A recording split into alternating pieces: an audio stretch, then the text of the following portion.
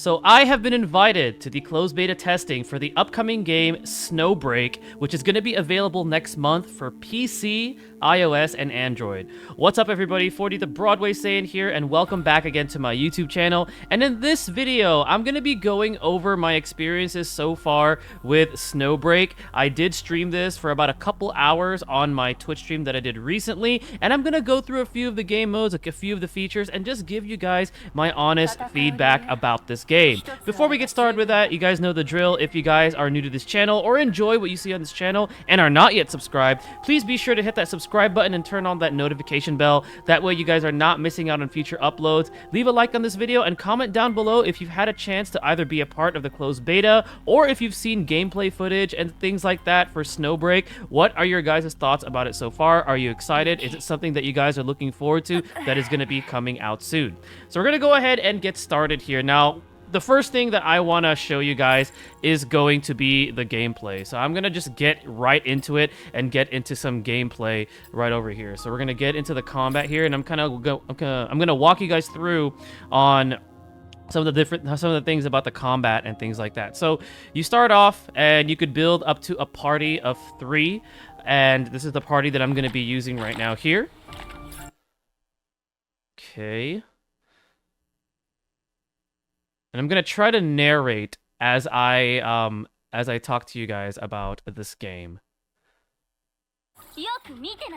Okay, so it is a timed mission. So right there in the upper right-hand corner, we could switch between our party members. So you could see I can switch right there. There is a cooldown when you do that. If you see another button there, like the Z and the X, so that pretty much what that is it's a support attack. So you could call on your allies, they'll use their support attack. There is a cooldown on it as well. The combat itself, it's pretty much a third-person shooter with action RPG mechanics. At the bottom right there, the E key is going to be like the character's main skill. It has a cooldown after you use it, and then afterwards, the Q key is going to be their ultimate, and it takes time to build up. So generally, with all the actions that you do, you use your skill, you use your ult, you use your regular attack. It's going to be building up that meter for ultimate. Now, if we press G here, this kind of tells us where to go. So it's kind of cool that they have this feature.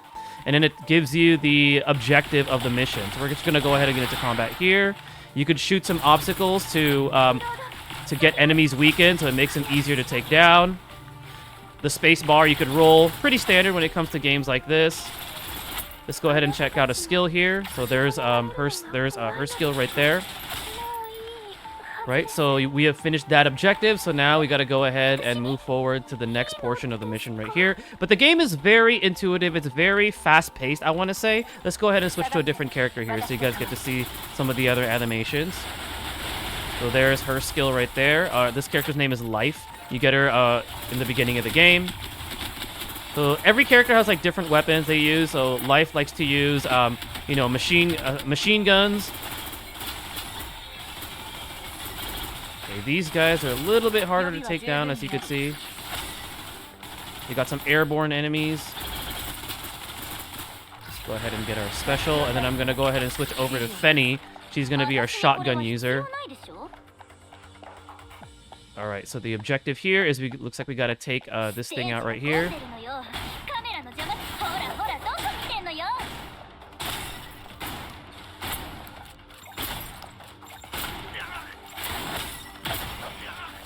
And we got an ultimate ready, so let's go ahead and launch the ultimate.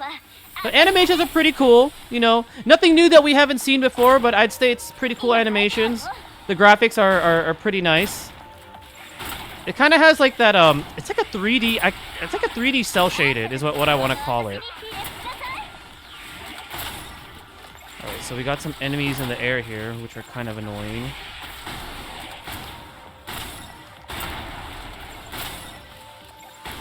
Okay. As you can see, this is the gameplay. I think it's personally kind of unique because they're mixing in a third-person shooter with like action RPG elements. You know, so you have skills, you have a cooldown and all that. So let's see where we got to go next. All right, so there is the mission. Again, it's very fast-paced. It's very intuitive because you're actually taking a part in the combat. So if you like action RPGs or something where you're hands-on and you're not playing something turn-based, this might be a game worth checking out. So after you complete the mission, there are some objectives that you get, rewards for. So right over here, we completed the mission within 300 seconds. We have no more than 2 retreats, meaning we didn't have anybody, getting killed on us. And then we use a support skill one time, which is a support skill is the skill that you can have your allies use that are waiting in the back, so they can use their skill to help you out. We got our first clear rewards and some other goodies here. So that's going to be the gameplay. What are my thoughts on the gameplay? I think it's unique. I think it's cool that they mixed in third-person shooters with action RPG elements, and then you have the ability to switch between party members and also use their skills and use their ultimates while you're actually not playing as them. So I think it's cool. I think there's also some simplicity to it. It's not overly complicated, and overall, it's fun. The combat is very, very fun. So now we're going to go ahead and get into the characters. So we're going to go ahead and go into Operatives. So the Operatives are what they call the characters for this game. So this is one of my 4-star characters, which is Cherno. So every character, you could train them with these materials that allow you to give them more levels. So to level them up, make them stronger. So pretty standard, nothing that we haven't seen before. And then afterwards, they have weapons. The weapons, if you want to change their weapons, you could go right over here. You just want to make sure that they're of the same category. So Cherno, for example, uses submachine guns. The rarity indicator for the weapons is pretty standard. So green is like your uncommon, blue is like your rare. Then you got your purple, which is like your epic. And then afterwards, your orange, which is like the highest tier, which is legendary. Same thing with weapons. You could also train them or level them up. You can either use these 3 materials right here, or you could also use some weapons right over here that you could potentially just fodder off. So that's going to be it about the weapons. Again, pretty standard. There's nothing really much for me to say here. We've seen this before, but I like it. It's simple. And for me, when it comes to these new upcoming games where there's like RPG mechanics and leveling mechanics, the simpler, the better. You don't want to overcomplicate things. So good on that. Modify, I haven't gotten to this yet, but it looks like it increases the effects of the weapon. So it's increasing like the active passive that this weapon contains. So again, a very, very standard type of leveling. Now, manifestation is the dupe system, and I have some things to say about this. So every character, just like in every other gacha game, JRPG that has this system, if you pull for a dupe, it usually amplifies that character's performance. You either unlock better stats, you either unlock more passives, things like that. My problem, and this is my first criticism about the dupe system, is each of these nodes cost 2 dupes each. So the way that the dupe system works is if you pull a dupe of a character, so for example, I pull a dupe of Cherno right here, right? You're given 30 shards. 30 of those shards will unlock half of this circle. Now, this circle is represented by a passive. So as you spend those shards, you unlock these smaller stat ups. And then once you fully unlock them, then you get the passive. But it requires 2 dupes, okay? 2 dupes. And if you think about it, how many nodes are there? 1, 2, okay, 3, 4, 5. So that's a total of 10 dupes. In my opinion, that's a bit too much. I know I've played other games before where you require more dupes to like maximize a character. For example, somebody mentioned to me, oh, Eversoul, you need like 16 dupes. But the thing with Eversoul is that the rates on the 5 stars or the higher rarity, they're a lot more generous compared to this game. And we're going to get into that when I talk about the gacha. So needing 2 dupes per node, not a big fan of it. I'm not a fan of the dupe system. I think this could be something that they could look into simplifying, or maybe just make it that we need 5 dupes, because once I show you guys the percentages for some of the things that you pull for in this game, you're going to be like, oh yeah, that is, especially like for a legendary, you'll see what I mean. You guys will see what I mean. But it's pretty standard when it comes to like, increasing your character's performance, increasing their weapons performance. It's nothing we haven't seen before, but like I said, the more simple it is, I think the better, so it's easier to understand, especially when you want somebody to get into your game and check it out right away. Okay, let's see, what am I going to show off here? Let's just get right into it and show off the gacha. Okay, here is the gacha. So we are given a discounted banner. I've seen a lot of other games do this now, which is good. I know Honkai Star Rail does this. So this is available right now for the closed beta. I'm positive that they're going to bring this for the official launch because I don't see the reason why they wouldn't. But pretty much after 50 echoes or 50 multis, you are guaranteed an orange tier operative or like your legendary, your 5-star. And each of the multis that you do are at a discount. So rather than spending 10 of the tickets, you only have to spend 8. And these are the tickets for this type of a banner. They're called chits. I thought this was a typo, but someone was telling me in my chat that it's actually a real word or something, because I thought it should have said chip, but you guys tell me what that means, because I was all like, that's just weird, okay? So this is for pulling for characters. However, the character banners will also have weapons on them, and the weapons that are usually on here, unless you're pulling on specifically the weapon banner, are going to be these blue tier or the 3-star tiered weapons. And as you can see right here, a purple tier base drop rate is at 8%, and like I was saying earlier, you need 10 dupes of a character. So in my opinion, this rate is it's decent, but I've seen better. And it looks like with this game, you're going to definitely want to be building your 4 stars more because of the fact that you probably will see them more often than the 5 stars. I have yet to pull a 5-star. I still have 2 more multis that I could do to get a guaranteed one from these 4. I really want Life because I really like her character so far from what I've played so far in the game. But yeah, the orange tier base drop rate is at 0.7. The rain incoming guarantee is 2.33. So it's kind of low. It's kind of low. So it looks like with this game, you definitely want to focus on the 4 stars. The rate is decent. It could be better, especially because you're going to be getting a ton of these 3-star weapons here. I haven't really delved too much deep into the weapons yet because I want to know, is it worth keeping these 3 stars? Because you're going to see a ton of these. You're just going to naturally see a ton of these since their drop rate is so high compared to everything else. So then there's also the other banner that's available here. So this is going to be kind of like your featured banner. With these featured banners, you have up to 80 multis to be able to get a guaranteed orange tier operative. So this is away from the discounted multi banner. This is pretty much like your standard banner that's available to you right here. You can get any one of these 4 orange tier units, guaranteed after you hit that 80 multi. And then afterwards, we have the weapon banner. So unfortunately, this is one of those games where you are pulling for 2 things. The weapon banner does use a different kind of ticket. It's called a weapon permit. So this is something that you could also buy as well in the shop. You can exchange your digicash, which is what the currency is called for that. But this is what you're going to be using to pull for your weapons. Now for the weapons, the good thing is that you're only pulling for weapons here. Let's go ahead and check the rates out. Okay, the rates are pretty much the same as the character banners. So legendaries or orange tiers are at 0.7.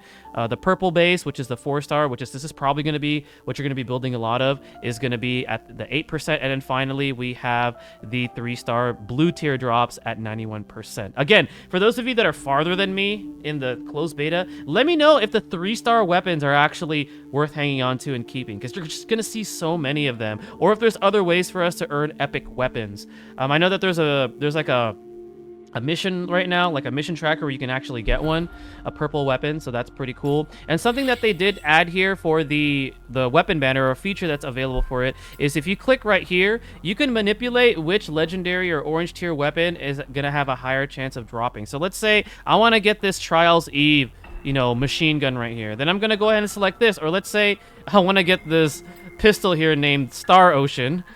Cute. If you guys don't know what Star Ocean is, it's an RPG series by Square Enix. I like how it's named that. But you could change what you want to be more at a higher percentage for the weapon banner. So if you're going to be pulling for weapons, that's something that you definitely want to consider utilizing.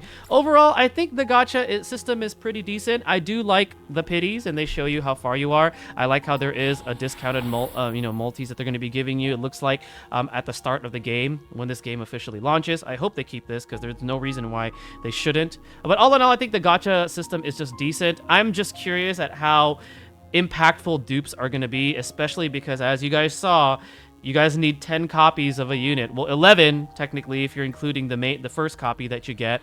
And I can't even imagine how that's going to look like for orange tier characters, because imagine needing to pull 10 of those orange tier characters. That's just nuts. So all in all, I think the gacha system could be slightly improved, and that ties in with the whole dupe system. I think that's something that they could definitely take into consideration, to maybe simplifying or making it just a little bit more justified to actually pull for dupes for these characters. All right, and let's see. There's one more thing that I did want to show you, and that is going to be, let's go to fight. I think the events, or they call them operations. So right over here, you have your different missions.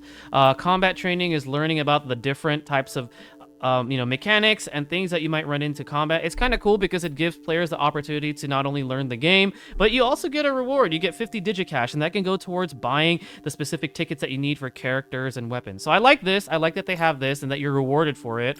And then they have the standard stuff that you've seen in every gacha game. Pot of Plenty is going to be like your gold. Black Market is going to have your materials for your operatives. This is going to be for weapons, the Peacemaker, and then later on, we're going to be unlocking Weapon Ascension and Operative neural materials. So lots of things to do here. So pretty standard, but all in all, I like how they keep it together in one little menu there within the operations. But that's pretty much some of the things that I wanted to show you guys in terms of, my first impressions and honest thoughts. One other criticism that I have, actually two criticisms that I have, or constructive feedback, is the English voice acting. Oh boy. I've played some games with some really good English voice acting, but this one was one of the few where I'm like, ugh, I cannot listen to this. So luckily there was an option to switch to Japanese, and it sounds a whole lot better. Another constructive criticism that I have is in the main story, you have to read the text. There is no voice acting. Now hear me out.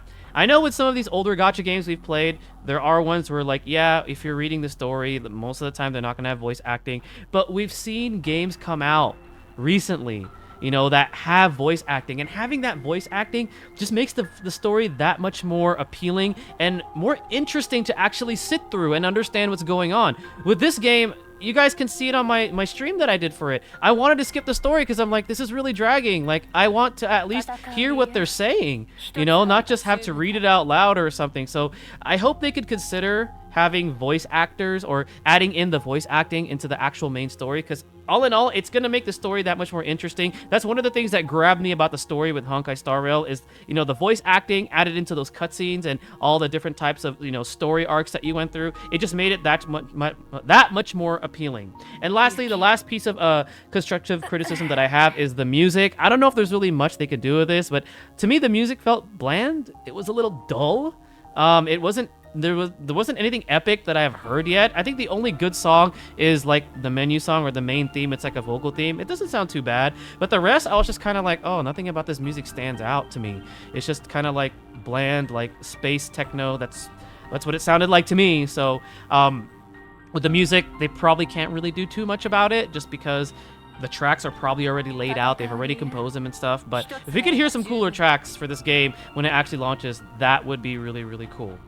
All right, guys, I know I went over a bit there, but I wanted to give you guys my first impressions, my honest feedback about Snowbreak. I am very, very happy and blessed to be able to take a part of the closed beta. I'll be streaming this a lot on my Twitch stream on top of Honkai Star Rail and some of the other things that I do, and also trying to make some videos for it before this game actually launches. And hopefully I'll get your guys' feedback on it. What do you guys think? Are you guys excited for it? Are you guys gonna even willing to try it or give it a shot, for another upcoming gacha game or mobile game that's gonna be across 3 platforms? Thank you guys again for watching. Stay tuned for the next video and stay blessed, everybody.